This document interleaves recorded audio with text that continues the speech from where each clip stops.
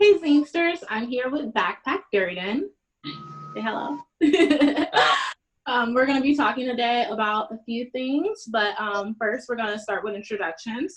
You guys know who I am. I'm Kamille. I work at Wasting Zine Distro in Phoenix, Arizona, and I'm going to be doing interviews with um, Black, Indigenous people of color about their art and things in the community, just to get their perspective of things. If you want to get started, I did want to ask you what kind of art you're doing, what you're working on right now. I'm currently working on a lot of oil paintings and also my zine distro and press, Paper Street, with my partner. We are currently, I think we have 5 or 6 zines coming out within the next insert number here months. I don't know. Just we move at our own pace and there's like no pressure. Yeah. Okay. What made you decide to open a zine press? For the sake of accessibility, number one, and number two, for to put a spotlight on artists that are underserved in the Detroit area. So queer, trans, Black, Indigenous, people of color, and disabled people of color. Okay, cool. Yeah. That's kind of what our distro does in Phoenix. We also welcome people from we get zines from all over the world. Are you going to be doing that, or is it just going to be Detroit based? I think we will eventually do that, but you came up in conversation and it was like, that's a possibility because you are from Detroit and that's not a far leap. So we're playing with the options as we go. Cool. What brought you into the zine community? Well, I was on the outskirts, like looking from afar and admiring from afar, and I never thought. Well, I came up with a lot of ideas all the time, concepts, but I never followed through, as you know. We had I think we had 2 or 3. You have a lot of follow through. But then you started sending zines, and I was like, okay, these are cool, but then what do I want to do? And I don't really know what I want to do. So it never happened. Yeah. Until now, I guess. What are your thoughts on the intersectionalism in the zine community and including Black and Indigenous people of color and disabled people and the trans community and everybody in the zine community? Where do you think our place is? Well, I can really only speak to Detroit because I haven't been. I mean, online is a whole different thing, but in Detroit, I've been to a couple of zine conventions, and they were very not me. Everything wasn't. What do you mean? Yeah, but if I expect everything to be catered to me all the time, then what's the world? But then again, everybody's got everything catered to them. Everybody. Well, I feel like if I just say it's fine all the time, then it's find myself into not needing or getting what I want out of a thing. So instead, we just created our own way of doing that, and hopefully we link up with more people that are doing that, and we just have a big conglomerate of people doing that. Just a quick question. You said it's not you. How was it? What do you think? White. Yeah, it was white, and I can't even everything that is my identity. None of that was represented. There were some people that were cool, and that's cool, but then there's the part where are you reflected in the things that you're consuming, and that wasn't happening.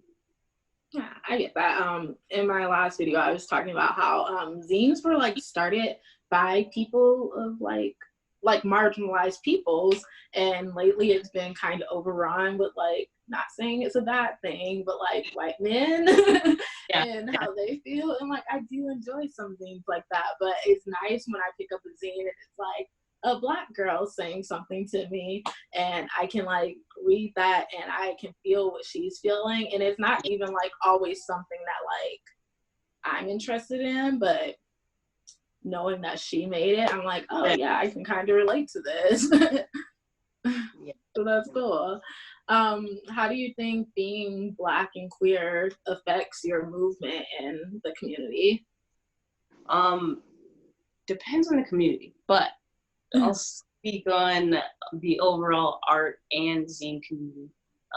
Our voices within these communities are very strong, and we're starting to carve out pockets that are for us, that are by us, and then speak on our own narratives instead of other people putting their idea of our narratives onto us or profiting off of our bodies.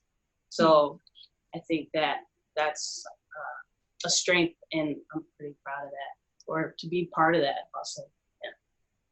Yeah. Wow. You look so happy. I'm just like, it's the sun coming in through this window, and it's just hitting me just right, you know? Hey. But another thing, how do you think it affects your art and like what you're making? I think it's harder. It's harder to care. It's harder to care and put yourself in a vulnerable position to create what you feel is important about you. Well, my art is very, I'd say, self-portrait based, but the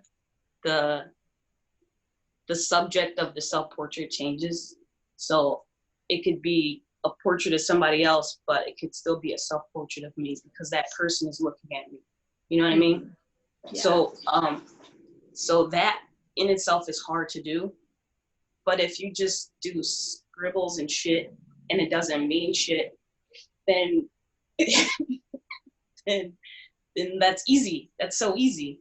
And if you don't have to look within yourself to put out something, then you just make more content and you thrive off of that content, I guess, as opposed to putting your body on the line again. I don't know. I think it's tough.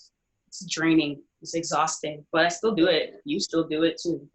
Yeah. That's one thing I really appreciate about your art. Especially when I'm seeing it in person and being able to like feel it. Your art is so much bigger than me. Like, you know what I mean? Like, actual size wise is like I can fall into it, and then I love how you incorporate like the world into it and you go around it and you see the different words on each side. So that adds another aspect to it, and I hope you bring that into your zines too. Oh, you better wait. It's coming. I can't wait. I'm really excited to read it.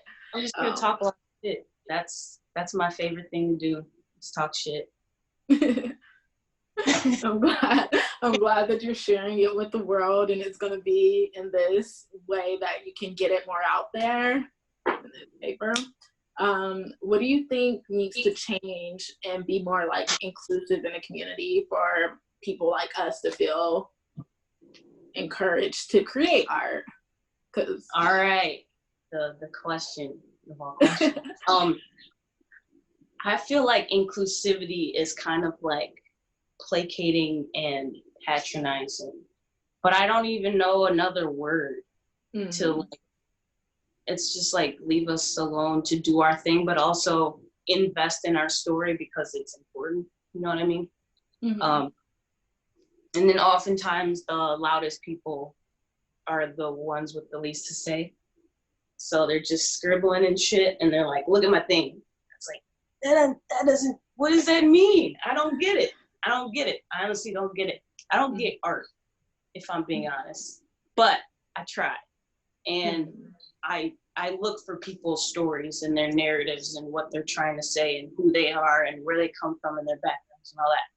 So inclusivity, I don't know, but equity in platform is probably more important than, I don't know.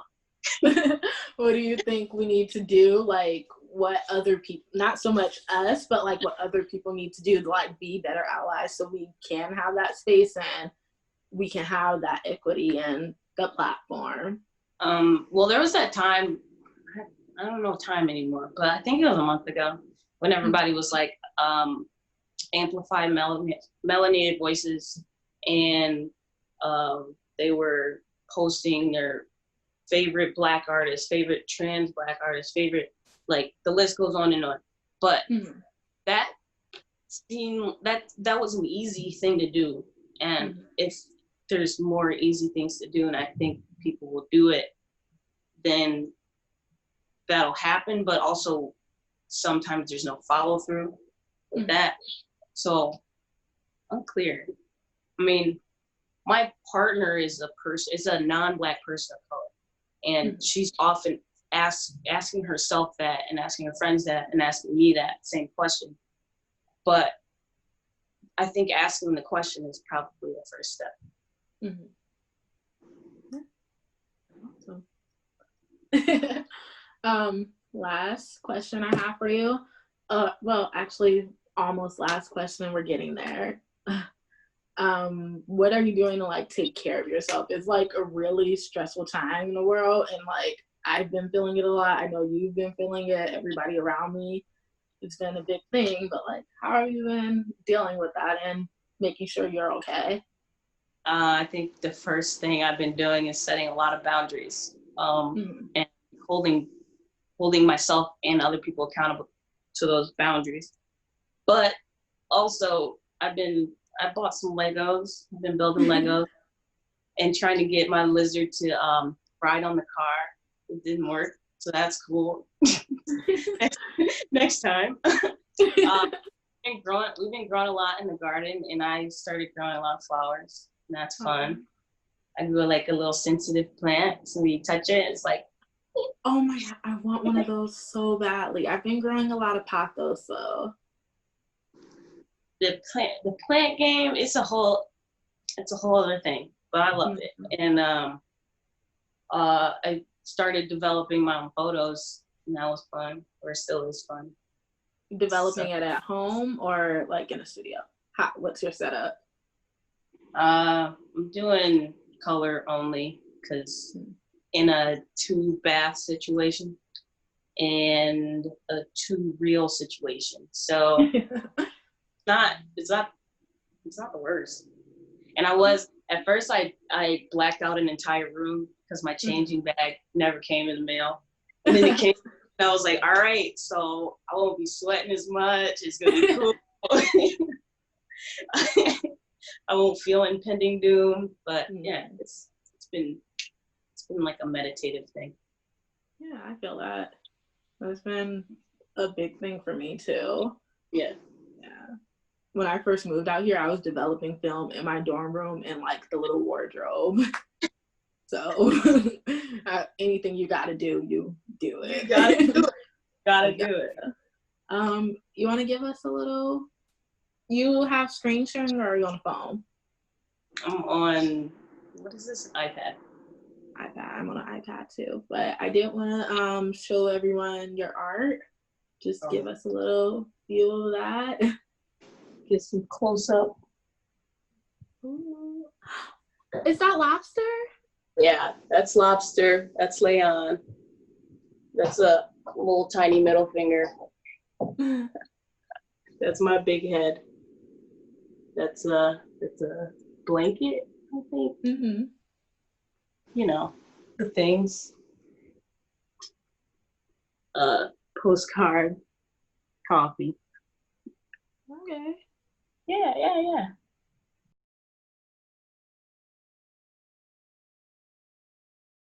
I want to thank you for being here with us and sharing. It's been great. I'm so happy to see your face. I'm happy to see your face. Is there anything else you want to share with us? Let the people know. We're going to be a part of Art Mile, which is a Detroit-based online exhibition with a bunch of galleries, and they suggested and invited Paper Street to be a part of it. So we're gonna spotlight some artists that we're working with that we haven't told anybody about because we like our secrets. I love that. I'm really excited. I can't wait to see it. Oh, you have some work up in a Hamtramck right now, right? Oh yeah, yeah, KO Gallery. This is a little cute little portrait of my cat. Very cute. Well, I'm so glad that I got to see you, even if it's virtual, and we got to talk and share you with the world, our world at least. Virtual is the new in real life.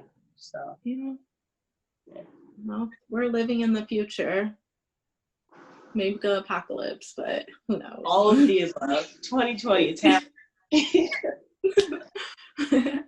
But thanks for being here. Thank you guys for being here. I can't wait till I actually get to see your faces again. But for now, this works. Yeah.